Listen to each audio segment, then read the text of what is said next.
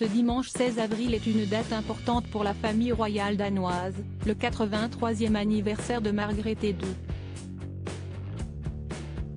L'occasion de se remémorer certains pans de son existence, comme le fait, pour le moins surprenant, que la reine entretient un lien avec le Seigneur des Anneaux, la saga à succès écrite par J.R.R.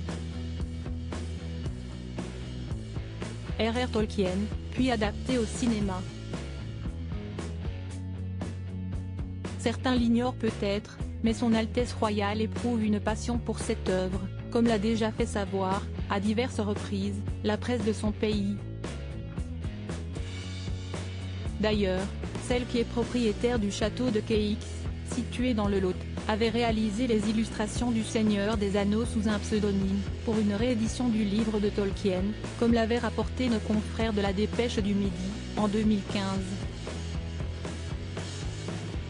Dans l'article, on pouvait lire que, la même année, les dessins de Margrethe II seraient exposés à Cahors, à l'occasion du jubilé du 50e anniversaire de son règne. Supérieur à Margrethe II célèbre son jubilé d'or en famille. Margrethe II de Danemark, une reine diplômée de Cambridge il y a 2 ans, le site Histoire Royale avait indiqué que les dessins de la monarque avaient également servi d'illustration pour les éditions danoises du Seigneur des Anneaux. Nos confrères s'étaient aussi fait l'écho de la vente aux enchères, en février 2021, de 2 œuvres de Margrethe II, des aquarelles. Celles-ci n'étaient pas identifiables du grand public, mais uniquement des spécialistes, car la reine les avait signées des initiales IG, qui se rapportent au pseudonyme Ingaïl de Gratmé, qu'elle avait coutume d'utiliser. La passion que Margrethe II, qui a notamment étudié à l'université de Cambridge et à l'université d'Aarhus, voit l'art lui a valu d'exercer dans ce secteur.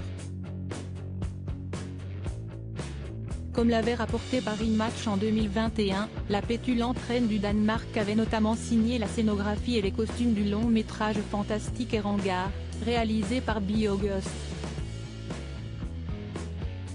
Par le passé, elle avait aussi travaillé sur les costumes des spectacles de la Reine des Neiges et de Casse-Noisette, comme l'avait, de son côté, détaillé Vanity Fair, dans un article paru en 2022.